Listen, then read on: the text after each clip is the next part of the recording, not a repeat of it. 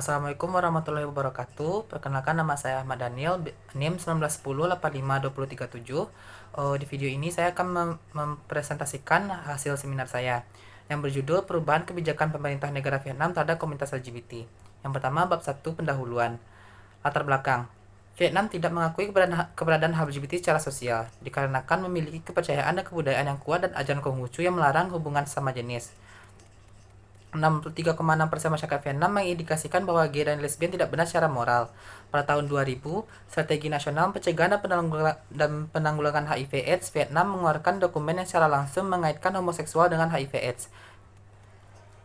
Pada tahun 2015, pemerintah Vietnam tiba-tiba mengubah pandangannya terhadap isu HAM LGBT ke arah accepting, dimulai dengan merevisi kembali Undang-Undang Keluarga dan Perkawinan tahun 2000 yang menghapus pelarangan perkawinan sesama jenis. Langkah ini menjadi titik pertama perubahan sikap pemerintah Vietnam dalam isu HAM LGBT.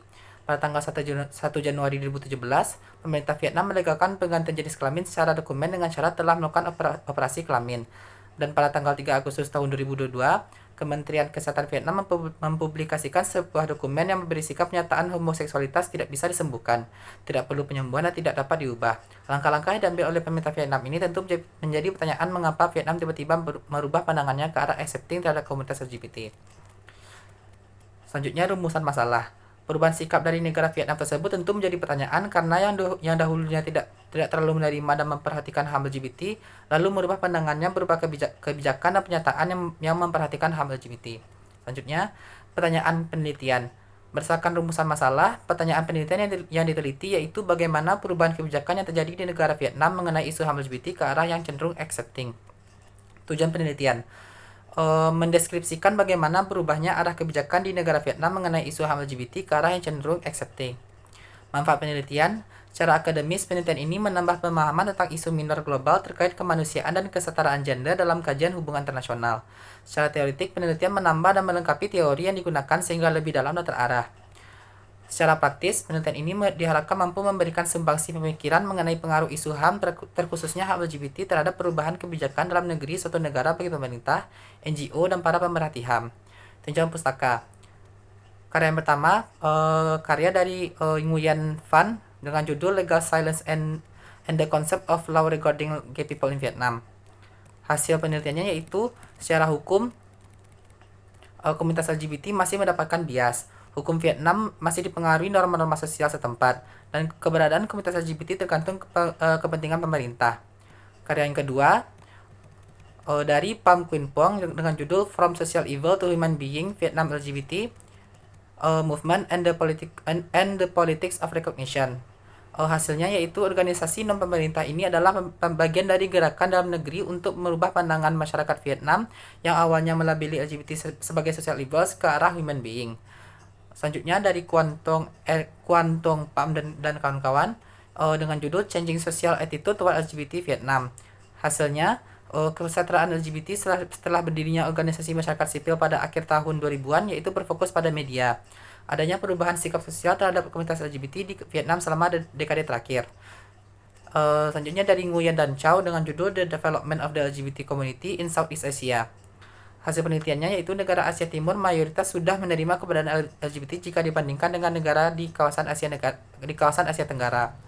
Dan para media sangat berpengaruh terhadap pengakuan LGBT di kawasan Asia Timur.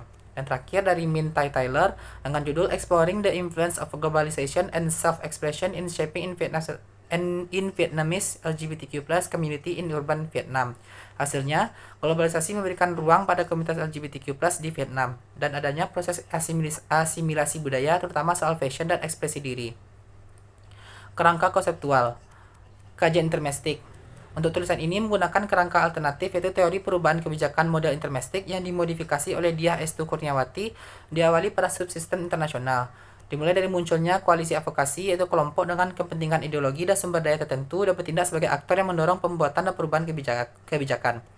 Koalisi advokasi menggunakan strategi dan sumber daya mereka miliki untuk mendorong perubahan kebijakan dengan menjadikan ideologi mereka menjadi trending global ideas.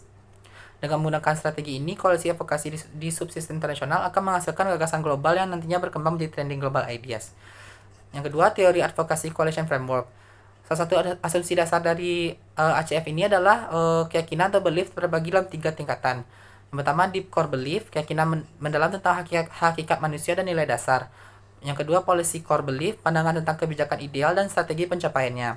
Dan yang ketiga, secondary belief, pendapat teknis yang lebih fleksibel dan terbuka untuk perubahan. Perubahan kebijakan dapat terjadi jika terjadi pergeseran pada salah satu atau lebih tingkat keyakinan ini, khususnya di tingkat policy core dan secondary. Perubahan kebijakan dapat terjadi melalui beberapa jalur. Pertama, adanya gangguan eksternal seperti krisis ekonomi atau bencana, konflik internal dalam suatu sistem, proses pembelajaran kebijakan, atau kebuntuan antara koalisi yang mendorong negosiasi. Selanjutnya, metode penelitian, pendekatan dan jenis penelitian. Pendekatan penelitian yang digunakan adalah metode kualitatif. Penelitian ini juga bersifat deskriptif, di mana penulis akan mendeskripsikan fakta yang didapatkan secara lebih rinci dan kemudian diberikan penjelasan terkait hal tersebut. Batasan masalah. Pada penelitian ini dilakukan dengan pengamatan data dimulai pada tahun 2013 sampai 2022. Hal ini dikarenakan dalam konsep ACF menyarankan untuk penggunaan desain penelitian longitudinal, mengingat penelitian membahas mengenai perubahan ideologi, dinamika politik, dan hasil kebijakan penulis membatasi objek penelitian hanya di negara Vietnam. Unit dan tingkat analisis. Pada penelitian ini, unit analisisnya adalah Vietnam dengan variabel dependennya kebijakan pemerintah Vietnam. Unit eksplanasinya adalah perubahan kebijakan pemerintah Vietnam terhadap komunitas LGBT. Penelitian ini menggunakan pendekatan two-level analysis untuk memahami perubahan kebijakan Vietnam terhadap isu HAM LGBT melalui konsep two-level games yang menjelaskan bahwa kebijakan luar negeri negara tidak hanya ditentukan oleh dinamika tingkat internasional, tetapi juga sangat dipengaruhi oleh faktor-faktor domestik. Two-level analysis memungkinkan peneliti untuk mengkaji bagian tekanan internasional seperti dari lembaga donor, organisasi HAM global, bertemu atau berbenturan dengan dinamika domestik seperti ideologi negara, persepsi masyarakat, dan konflik ideologi kelompok. Teknik pengumpulan data. Pada penelitian ini, penulis memilih untuk menjadikan studi pustaka sebagai teknik pengumpulan data. Studi pustaka merupakan metode penelitian untuk mencari seluruh data terkait isu yang diteliti melalui bahan bacaan. Teknik analisis data. Jika dijabarkan secara singkat, perubahan kebijakan negara Vietnam dari kebijakan lama yang awalnya menolak keberadaan kaum LGBT karena dianggap sebagai penyakit jiwa, menuju ke arah yang cenderung toleran dan accepting. Analisa perubahan akan diawali dengan mengumpulkan informasi bagaimana HAM LGBT muncul dan menjadi suatu trending global ideas. Selanjutnya, mengumpulkan data bagaimana ide HAM LGBT mulai masuk ke Vietnam sehingga memunculkan koalisi advokasi pro HAM LGBT di Vietnam. Selanjutnya, peneliti akan menganalisa bagaimana interaksi antara advokasi koalisi domestik dengan internasional akan menyebabkan berubahnya kebijakan Vietnam terhadap HAM LGBT. Sistematika penelitian. Bab 1, pendahuluan. Bagian ini membahas mengenai latar belakang dari penelitian, menemukan rumusan masalah, menentukan pertanyaan penelitian, menjabarkan kerangka konseptual yang digunakan, metodologi, jenis penelitian, batasan masalah, tingkat dan unit analisis, teknik pengumpulan data, serta teknik pengolahan data dan analisis data, serta sistematika penulisan. Bab 2, ide global HAM LGBT dan respon Vietnam. Pada bagian ini akan membahas mengenai perkembangan komunitas LGBT sehingga menjadi sebuah ide global, sampai pada awal mula dikenalnya HAM LGBT ke Vietnam. Bab 3, konflik dan dinamika ide di Vietnam terkait isu HAM LGBT. Pada bagian ini akan memaparkan peran kebijakan pemerintah Vietnam yang baru setelah dahulunya menolak komunitas LGBT atau merubah kebijakan ke arah accepting terhadap komunitas LGBT. Bab 4, analisa perubahan kebijakan pemerintah Vietnam yang accepting terhadap komunitas LGBT. Bab ini akan menjelaskan bagaimana pengaruh aktor internasional yang mampu merubah sikap penolakan menjadi accepting dari pemerintah Vietnam terhadap keberadaan komunitas LGBT. Bab 5, kesimpulan. Pada bagian ini akan ditarik sebuah kesimpulan, saran terkait penelitian dan daftar pustaka. Bab 2, ide global HAM LGBT dan respon Vietnam. Wacana global tentang HAM LGBT. Yang pertama, Yogyakarta Principle. Dimulai pada tahun 2006 di Yogyakarta, Indonesia. Jakarta Principle yang menghasilkan dokumen prinsip-prinsip hukum internasional tentang penerapan HAM terhadap orientasi seksual dan identitas gender yang dibuat oleh pakar hukum dan HAM internasional dari berbagai negara. Dalam beberapa laporan kerjasama antara UNDP, USAID, Vietnam Ministry of Justice, Yogyakarta Principle dirujuk secara eksplisit sebagai standar HAM internasional. Prinsip ini menjadi standar advokasi HAM LGBT global sejak 2006 dan direvisi pada tahun 2017. Yang kedua, resolusi PBB pertama tentang hak LGBT. Resolusi PBB pertama tentang hak LGBT dilakukan pada tanggal 17 Juni 2011 yang diadakan oleh Lembaga Dewan Hak Asasi Manusia PBB atau UN Human Rights Council.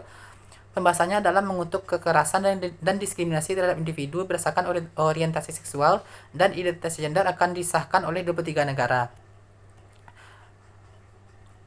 Meski ditentang oleh beberapa negara lain. Dalam Universal Periodic Review atau UPR yang difasilitasi oleh UNHRC, Vietnam menerima banyak rekomendasi terkait perlindungan terhadap LGBT, termasuk dari negara-negara seperti Belanda, Jerman, dan Argentina. Yang ketiga, kampanye UN Free and Equal (UNVE) oleh PBB. Kampanye global ini dilakukan untuk mengedukasi publik dan menentang diskriminasi terhadap LGBT serta diperkuat oleh pernyataan dari Sekjen PBB. Kampanye ini mempengaruhi pada negara Vietnam karena kampanye ini lebih menekankan tentang penolakan diskriminasi pada komunitas LGBT pada tahun 2001. Kampanye bertajuk Stand of Pride, di mana kampanye ini bekerjasama dengan Kementerian Pendidikan, UNESCO, UNDP, dan UNAIDS untuk meningkatkan pemahaman SOGIS di kalangan guru dan mahasiswa pendidikan. Selanjutnya, aktor transnasional. Yang pertama, UNDP. UNDP merilis laporan Being LGBT in Asia Vietnam Country Report, sebuah kajian komprehensif kondisi sosial hukum komunitas LGBT di Vietnam, berdasarkan riset partisipatif dan dialog nasional. Laporan mencakup rekomendasi advokasi kebijakan, memperkuat organisasi masyarakat sipil LGBT, dan membangun kapasitas mereka. Selanjutnya, USAID atau United States Agency for International Development, bermitra dengan UNDP untuk proyek Support to Strengthen LGBT Civil Society Organization in Vietnam, membantu Civil Society Organization atau CSO membangun kapasitas advokasi, jejaring, riset diskriminasi, dan dialog hukum bersama kementerian terkait. Selanjutnya, INGO. Yang pertama, ILGA World.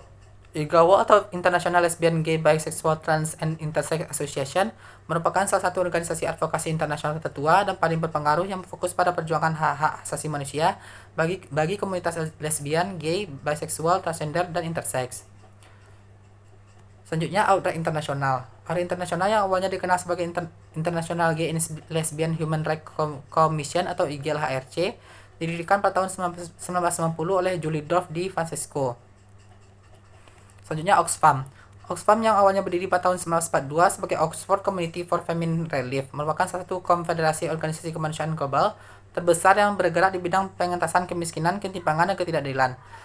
Dalam perkembangannya, menyadari bahwa diskriminasi terhadap kelompok minoritas seksual dan gender merupakan bagian dari ketidakadilan struktural yang turut memperparah kemiskinan dan eksklusi sosial.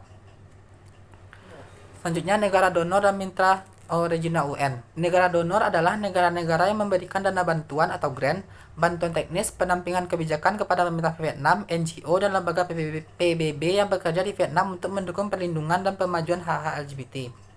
Tujuan negara donor adalah mendukung reformasi hukum agar inklusif bagi LGBT. Australia membuat rancangan investasi baru tahun 2022 sampai 2027 dengan nilai lebih dari 3 juta dolar akan memiliki tujuan terkait kesetaraan gender.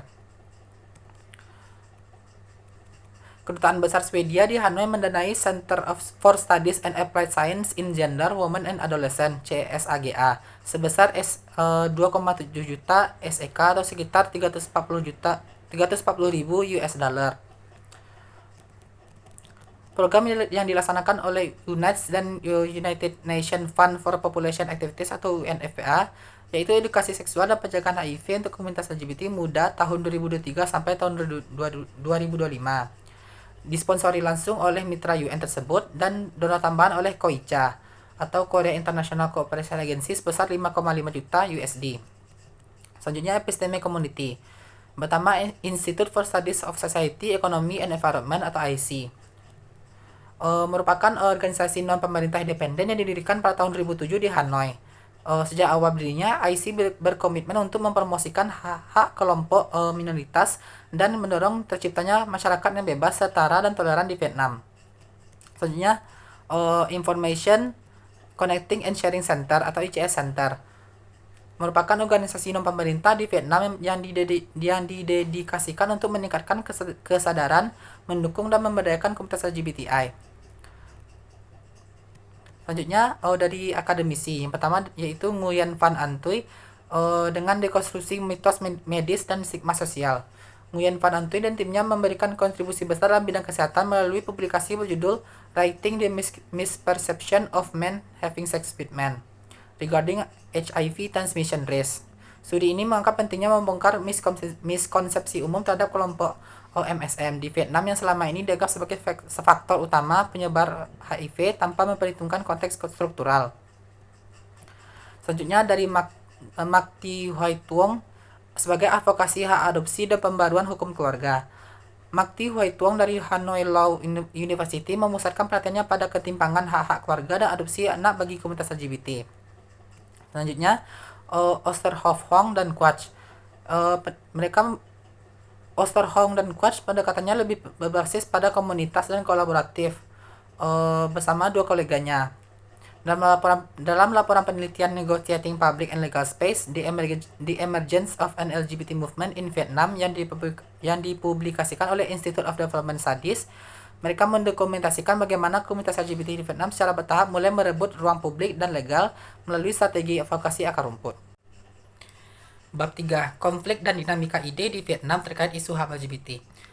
Pemetaan posisi aktor dan subsistem di Vietnam. Yang pertama, Partai Politik Vietnam, atau yang disebut dengan Vietnamese Communist Party atau VCP, atau dalam bahasa Vietnam, Đảng Cộng sản Vietnam, adalah satu-satunya partai politik yang berkuasa di Vietnam. Negara ini menganut sistem satu partai sejak reunifikasi Vietnam pada tahun 1976. VCP memegang kontrol penuh atas pemerintahan, militer, dan kebijakan publik. Selama beberapa dekade pertama, masalah LGBT tetap berada di luar agenda publik dan kebijakan formal. Isu ini diposisikan sebagai tabu, bahkan dianggap sebagai penyimpangan psikologis. Partai Komunis Vietnam melalui organisasi seperti Vietnamese Fatherland Front mengendalikan seleksi calon legislatif dan eksekutif, dan kandidat LGBT hampir tidak pernah lolos proses verifikasi karena orientasi mereka dianggap tabu atau politis berisiko. Salah satu momen penting dalam politik LGBT terjadi pada tahun 2021 ketika Luong Tae Hui, aktivis LGBT dan direktur IC, maju sebagai kandidat independen terbuka G pertama dalam pemilihan Majelis Nasional Vietnam. Meskipun pencalonan tersebut tidak menghasilkan kemenangan karena ia gagal melewati seleksi dengan jumlah dukungan pemilih yang signifikan, momen ini memicu perdebatan publik mengenai hak LGBT dan legitimasi politik mereka. Selanjutnya, NGO di Vietnam. Organisasi masyarakat sipil telah menjadi penggerak utama perubahan wacana dari kebijakan LGBT di Vietnam. Dua NGO yang paling berpengaruh adalah ICS Center dan IC. Sejak akhir 2000-an, kedua lembaga ini memainkan peran penting dalam menempatkan isu LGBT ke dalam ruang publik dan kebijakan. ICS menjalankan kampanye kesadaran publik seperti flash mob dan acara festival, serta membina jaringan jurnalis yang mendukung keragaman seksual. Salah satu inisiatif paling terkenal adalah kampanye IDU, hasil kerjasama IC, ICS, dan 6 komunitas lainnya pada Oktober 2013. Selanjutnya, media nasional dan daerah Vietnam. Era penolakan media nasional pada tahun 2010-an. Media memiliki kekuatan besar dalam membentuk opini publik, terutama di negara seperti Vietnam di mana pers sebagai arus utama seringkali berjalan seiring dengan garis kebijakan pemerintah. Dalam konteks isu LGBT, sejarah panjang peliputan media Vietnam menunjukkan fase dominan yang syarat penolakan, stereotip, dan stigmatisasi. Terutama sebelum tahun 2010, jejak awal 2000-an hingga sekitar 2010. Media Vietnam memposisikan homoseksualitas dalam kerangka moralisasi dan patologisasi. Media massa pada masa itu secara aktif menyamakan homoseksualitas sebagai masalah sosial atau tenan sahoy, istilah yang juga digunakan untuk menggambarkan penyalahgunaan narkoba dan prostitusi. Artikel-artikel di surat kabar seperti Toi Tre dan Tan Nguyen kerap meliputi kasus homoseksual dalam narasi kriminal atau penyimpangan moral, tanpa membedakan orientasi seksual dari tindakan melanggar hukum. Selanjutnya, era posisi positif media nasional pasca 2010. Transformasi peliputan media dimulai sekitar tahun 2010, beriringan dengan munculnya gerakan masyarakat sipil LGBT di Vietnam. Organisasi seperti IC dan ICS melakukan pelatihan terhadap jurnalis di media sosial, termasuk Toi Tre, Tan Nguyen, dan stasiun TV nasional seperti VTV. Pelatihan ini bertujuan meningkatkan kapasitas jurnalis dalam menulis isu LGBT secara etis, akurat, dan tanpa prasangka. Antara 2012 sampai 2013, lebih dari 40 program radio dan TV mulai menyiarkan konten terkait LGBT. Misalnya acara dokumenter di VTV dan wawancara dengan aktivis LGBT mulai membuka ruang dialog publik yang sehat. Selanjutnya, media daerah. Meskipun media nasional seperti Toi Tre, VN Express, dan stasiun TV seperti VTV telah mengalami transformasi naratif sejak sekitar tahun 2012, perubahan ini belum sepenuhnya menyentuh lapisan bawah sistem media, khususnya media lokal atau daerah dan lingkungan pendidikan seperti sekolah-sekolah menengah di luar kota besar. Media daerah di luar Hanoi dan Ho Chi Minh City masih kerap menggunakan bahasa yang memuat stigma. Artikel-artikel di surat kabar lokal yang distribusinya terbatas secara regional masih menggambarkan orientasi seksual non-heteronormatif sebagai gaya hidup yang menyimpang, pengaruh buruk budaya asing, atau bahkan sebagai ancaman terhadap nilai-nilai keluarga Vietnam. Contohnya, dalam beberapa laporan tentang pernikahan sama jenis atau parade LGBT, media daerah sering menggunakan framing alarmis, menyebut aksi tersebut sebagai fenomena yang belum sesuai dengan tradisi Timur, tanpa menyatakan sudut pandang dari komunitas LGBT itu sendiri. Selanjutnya, pelaku kesehatan. Pada tahap awal munculnya isu LGBT dalam ruang publik Vietnam, orientasi seksual non-heteroseksual seringkali diasosiasikan secara negatif dengan penyimpangan psikologis atau penyakit moral. Stigmatisasi ini diperkuat oleh konstruksi sosial pasca 1950-an yang mengaitkan homoseksualitas dengan krisis HIV/AIDS dan perilaku seksual berisiko tinggi. Stigmatisasi tersebut tercermin dalam praktik layanan kesehatan. Banyak pasien LGBT melaporkan pengalaman diskriminatif di fasilitas kesehatan, seperti penolakan layanan, pelecehan verbal dari tenaga medis, serta pencatatan medis invasif mengenai orientasi seksual pasien tanpa persetujuan. Bahkan dalam banyak kasus, anak muda LGBT dipaksa oleh keluarganya untuk menjalani terapi psikologis atau konversi atas arahan dari klinik atau konselor yang masih menganggap homoseksualitas sebagai kelainan yang dapat disembuhkan. Selanjutnya, pelaku pendidikan. Siswa LGBT seringkali mengalami stigmatisasi dan diskriminasi yang berakar dari ketidaktahuan, bias moral, serta absennya regulasi perlindungan yang eksplisit dari lingkungan sekolah. Sebelum munculnya inisiatif reformasi yang lebih inklusif pada akhir 2010-an, pengalaman siswa LGBT di sekolah tidak lebih banyak ditandai oleh eksklusi dan kekerasan simbolik maupun langsung.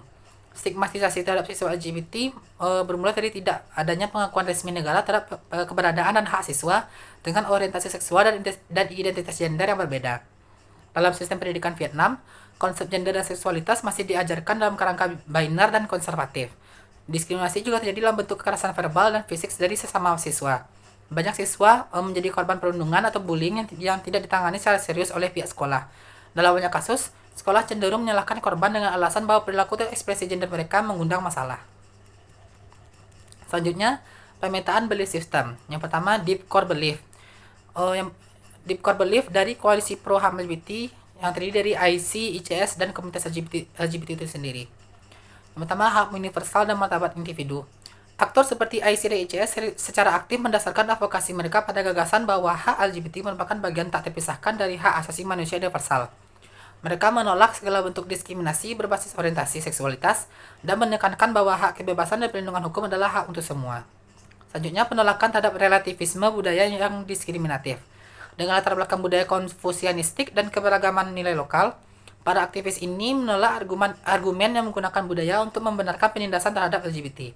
Mereka percaya bahwa nilai universal harus mengungguli norma tradisional apabila norma tersebut digunakan untuk mengekang kebebasan individu.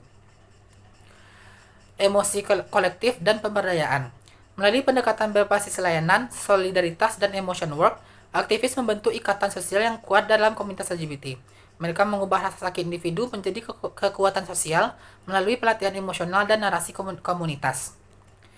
Invisible resistance dan strategi taktis. Koalisi ini paham bahwa terbuka menentang status quo di negara otoriter berisiko tinggi. Oleh karena itu, mereka mengadopsi taktik politics of invisibility, membangun komunitas secara diam-diam, menumbuhkan dukungan sosial, dan perlahan menggeser batas-batas sosial. Selanjutnya, dari sisi aktor oposisi, Marxisme, Leninisme, dan ideal kolektivitas. Pemerintah Vietnam masih berpegang pada nilai Marxisme, Leninisme, dan ajaran Ho Chi Minh yang menempatkan negara sebagai sumber legalitas dan stabilitas.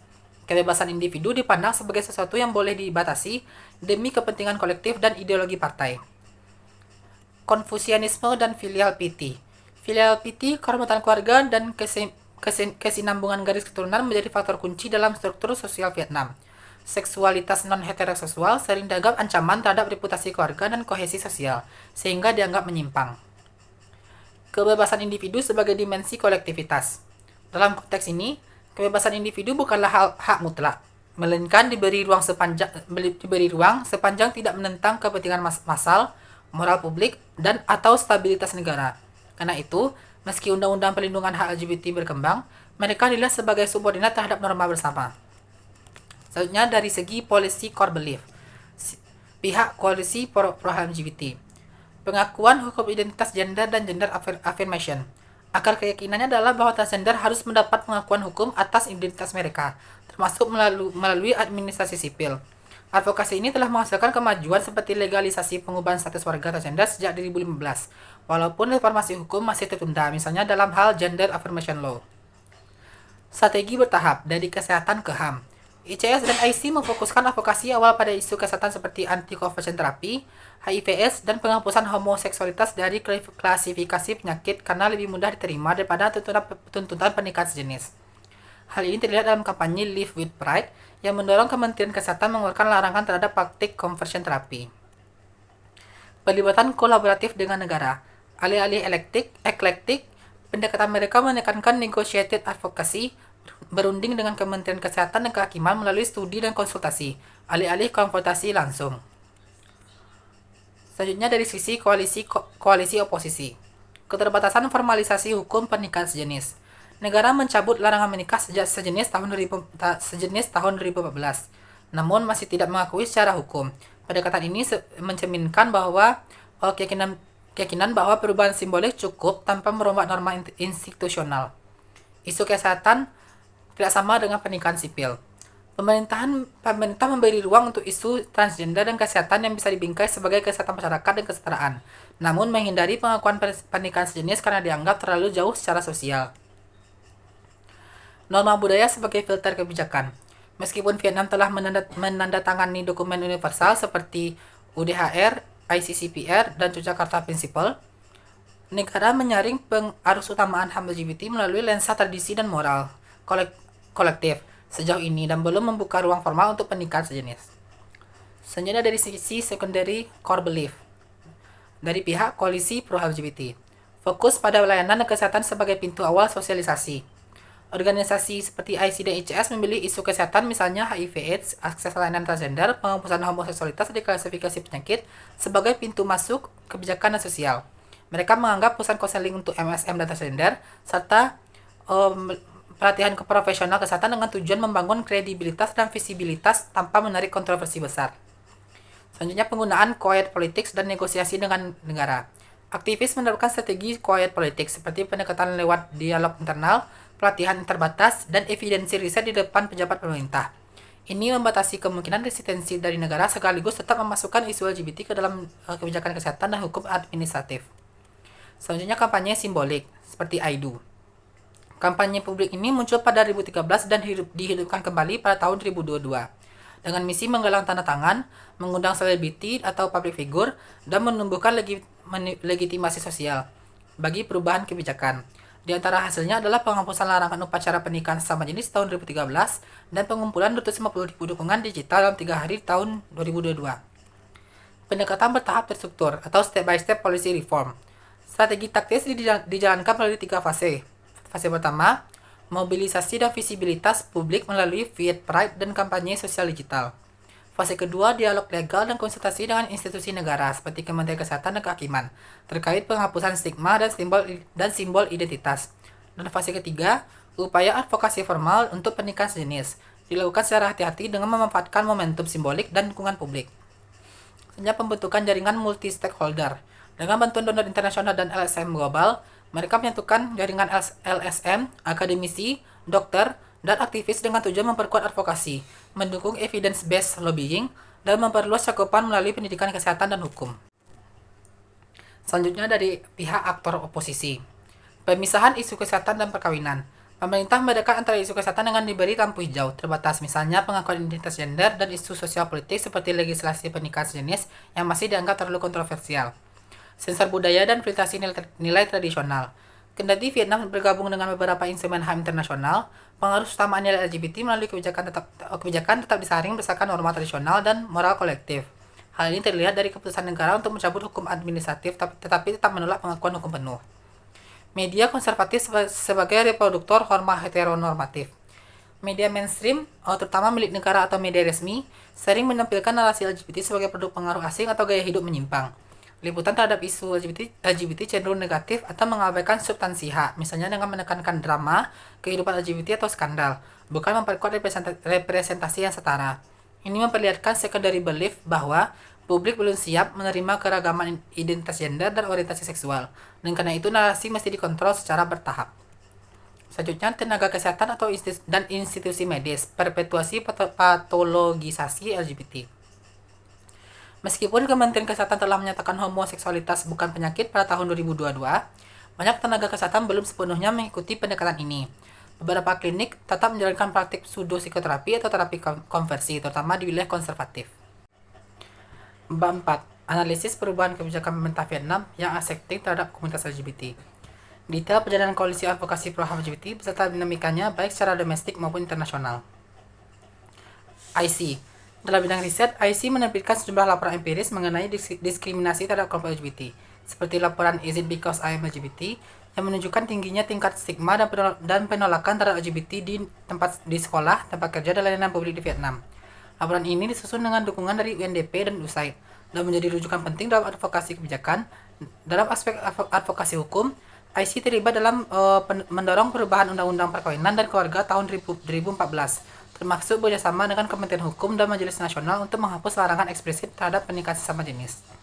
Meski perubahan ini tidak berarti legalisasi penuh, langkah tersebut membuka ruang simbolik dan hukum untuk advokasi lebih lanjut terhadap kesetaraan pernikahan. Selain itu, IC mendukung inisiatif legislasi anti-diskriminasi berdasarkan orientasi seksual dan identitas gender yang hingga kini masih dalam tahap wacana publik.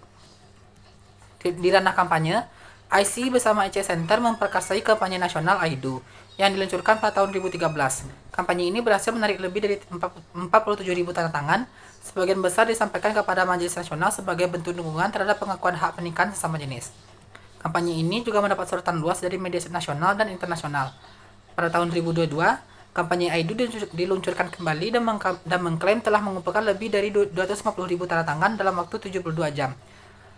Aktivitas ini menunjukkan bagaimana IC memanfaatkan strategi intermestik, menggabungkan kerja riset, lobi kebijakan, dan kampanye publik untuk mempengaruhi arah kebijakan domestik terkait hak LGBT di Vietnam. IC juga bekerjasama dengan UNDP, USAID, dan Human Rights untuk proyek Being LGBT in Asia.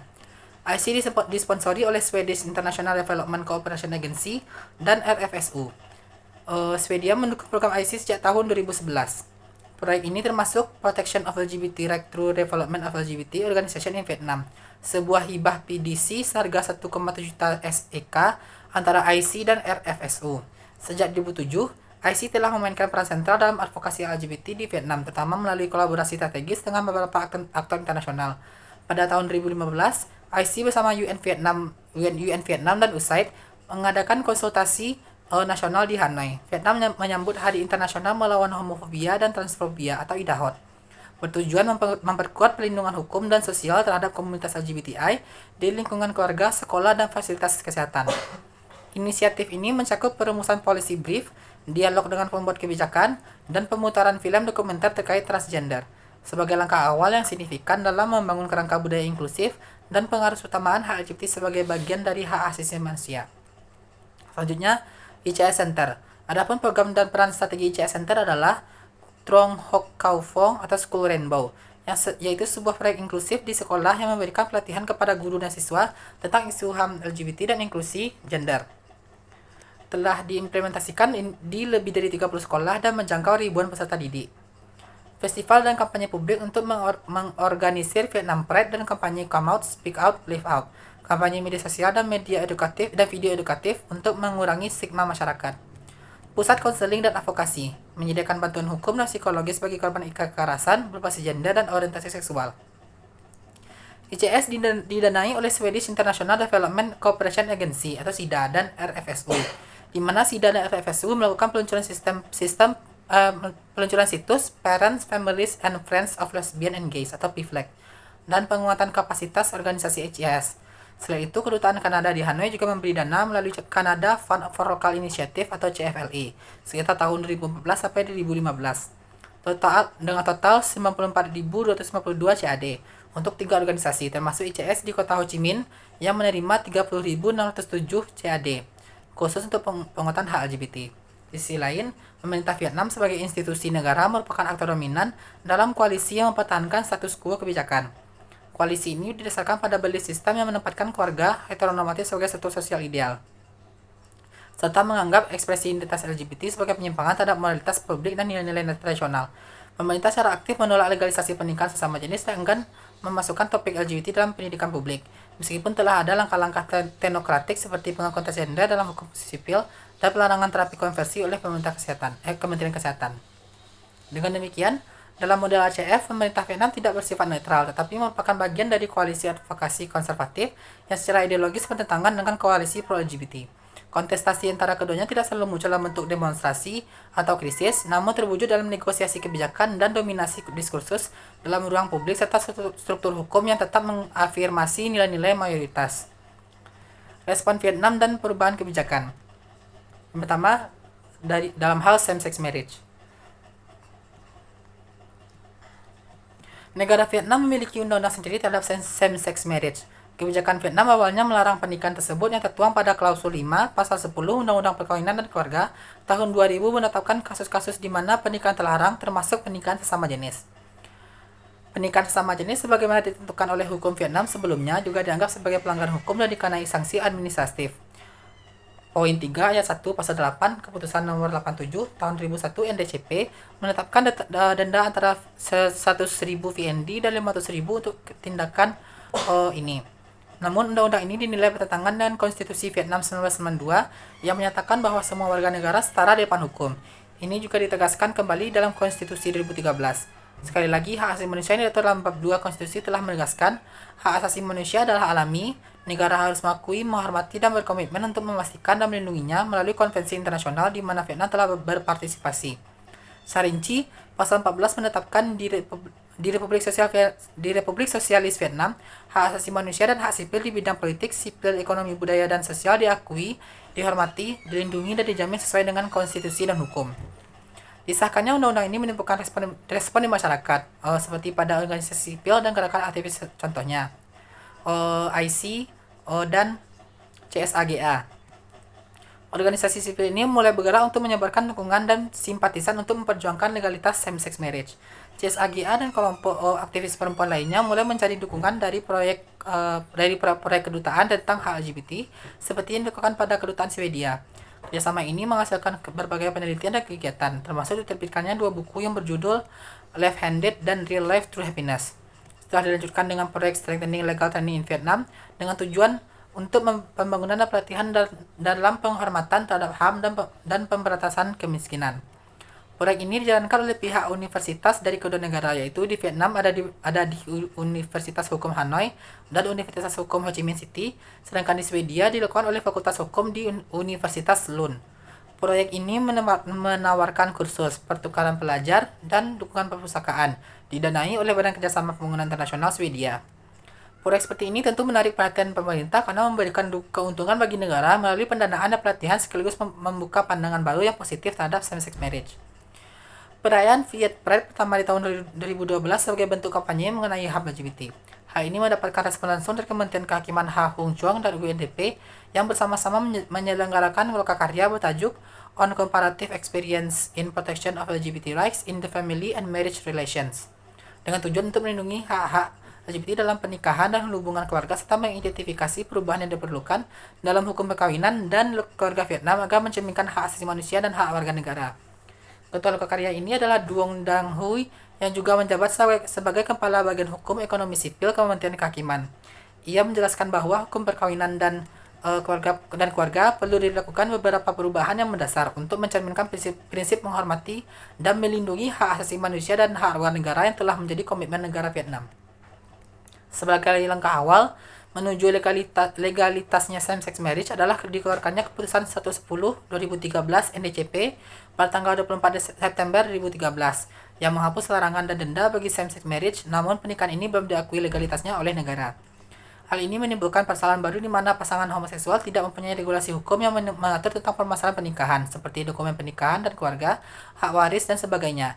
Hingga saat ini belum ada perubahan terbaru mengenai legalisasi same-sex marriage. Selanjutnya, transgender recognition.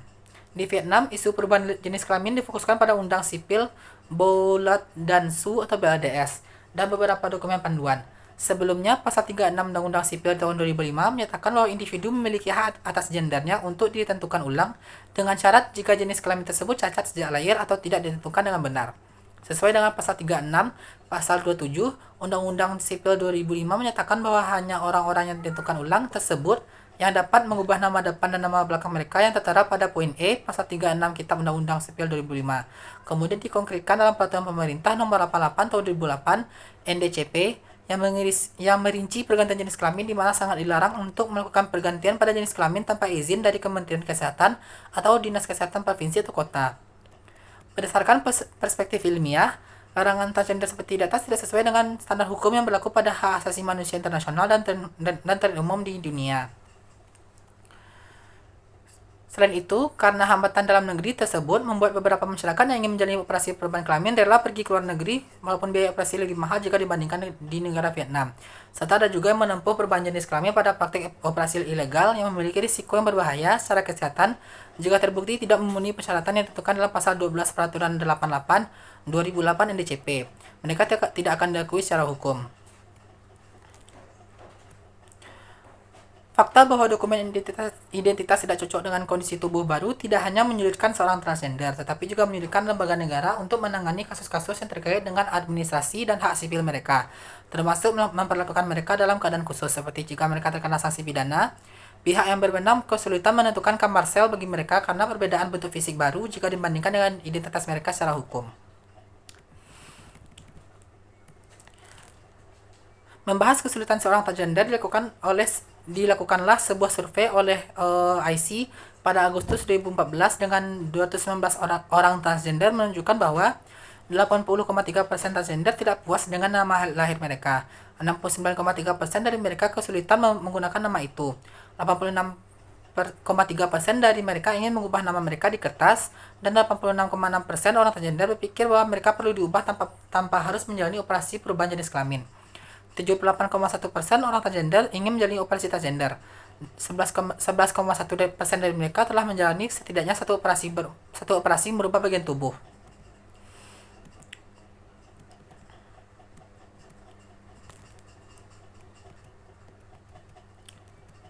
Pada 24 November tahun 2015, Majelis Nasional mengesahkan Kitab Undang-Undang Hukum Perdata baru pada tahun 2015 yang mencakup ketentuan tentang perubahan jenis kelamin.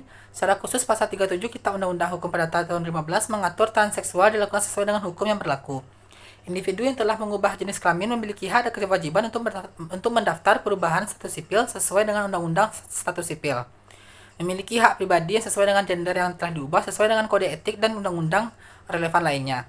Dengan ketentuan ini, Vietnam menjadi negara dan wilayah ke-11 di Asia melegalkan perubahan jenis kelamin. Meskipun tidak ada ketentuan khusus tentang hak transgender, isi pasal 37 KUHP 2015 secara tidak langsung mengakui hak ini. Dalam pengertian itu, pasal 37 BLDS 2015 mencerminkan semangat hak asasi manusia dari Konstitusi 2013, menandai langkah baru dalam isu hak asasi manusia di negara Vietnam ke arah kesesuaian dengan standar internasional dan tren yang populer di dunia. Selanjutnya, conversion therapy. Conversion therapy adalah istilah umum untuk menggambarkan berbagai praktik dan metode untuk mengubah atau menekan seksualitas atau identitas gender seseorang. Pada tahun 2022, setelah sebuah kampanye bertajuk Live with Pride yang mengumpulkan lebih dari 84.000 tanda tangan yang mengajukan petisi kepada WHO di Vietnam tentang pendapat mereka mengenai terapi konversi. Dalam kampanye ini, IC dan kolaboratornya membuat video aksi untuk meningkatkan kesadaran akan kampanye yang mengajukan pertanyaan, jika LGBT adalah penyakit, bukankah seharusnya kaum LGBT Vietnam bisa mendapatkan cuti sakit? Dalam video tersebut, para relawan meminta waktu istirahat kepada atasan mereka karena penyakit homoseksual yang mereka derita. Para relawan dicaci maki dan diminta untuk pergi tanpa permintaan mereka dikabulkan. Pada bulan April 2022, perwakilan WHO di Vietnam yaitu Ki Dong Park mengeluarkan pernyataan yang menegaskan bahwa setiap upaya untuk mengubah orientasi seksual orang LGBT tidak memiliki dasar medis dan pernyataan bahwa LGBT adalah penyakit tidak dapat diterima. Aktivis bernama Fuong dalam berita Kementerian Kesehatan mengatakan pernyataan dari WHO dan dengan bantuan dari mitra masyarakat sipil lainnya, kami berhasil membuat Kementerian Kesehatan juga memberikan tanggapan. Kementerian Kesehatan mengatakan para profesional medis harus memperlakukan orang-orang LGBT dengan hormat dan memastikan mereka tidak didiskriminasi. Dalam pengumuman yang dikirim ke Departemen Kesehatan Provinsi dan Kota, pengumuman resmi yang dikirimkan ke Departemen Kesehatan Provinsi dan Kota di seluruh negeri sebelum dirilis di portal informasi daring pemerintah pada tanggal 8 Agustus, menyatakan bahwa Menteri Kesehatan Vietnam telah menerima informasi bahwa beberapa tempat pelayanan kesehatan mengklaim menawarkan obat untuk homoseksualitas. Berdasarkan hal ini, dan mengutip tindakan Organisasi Kesehatan Dunia yang menghapus homoseksualitas dan transgender dari klasifikasi penyakit internasional. Pernyataan tersebut diunggah di situs web pemerintah. Kementerian tersebut mengatakan bahwa menjadi LGBT sama sekali bukan penyakit, sehingga tidak dapat disembuhkan atau perlu disembuhkan dan tidak dapat diubah dengan cara apapun.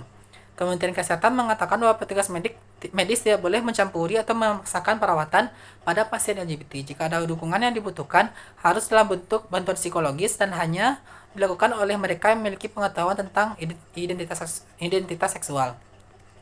Selanjutnya, sintesis teori.